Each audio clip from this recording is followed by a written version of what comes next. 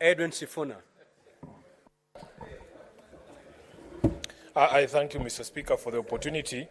Mr. Speaker, I want to thank this House for according me the opportunity to be on that committee. I admit that it has been a learning curve. I thank all the councils for the parties who have enriched our research here, Mr. Speaker.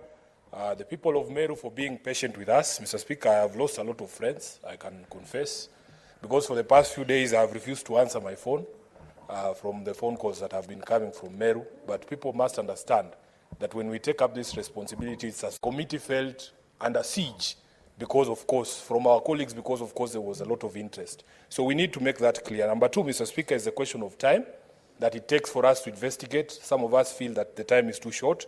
And also the provisions of Standing Order number 80 on the, once a report is tabled, I believe because of the interest, members should be allowed to debate. Finally, Mr. Speaker, my advice is that the Council of Governors must look into training of newly elected governors on various issues of capacity. I believe they need to be trained even on very basic provisions of the Constitution, basic provisions of the law. They need to be taken through these courses because I believe elected leaders come from different backgrounds, Mr. Speaker. And some of the problems we see people getting themselves into is because of a misapprehension, misunderstanding, or just basic ignorance of the law, Mr. Speaker, and many of these things can be avoided. Finally, I hope we've demonstrated, Mr. Speaker, that in these matters, gender is not an issue. That in fact, men can defend women, women can defend men, and vice versa.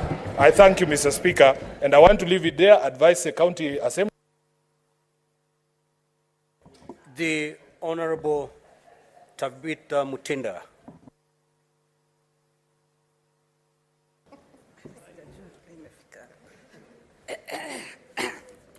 Thank you, Mr. Speaker. I want to take this opportunity to thank the committee led by the bullfighter.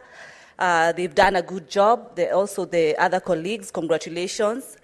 And I would not want to say keep it up because we do not want to foresee more impeachments. We would want the elected governors to keep performing. I also especially want to thank Her Excellency Governor Kawira and say that it's not just a win for you, the governor, nor the women of this country, but we've upheld the Constitution. And I would also want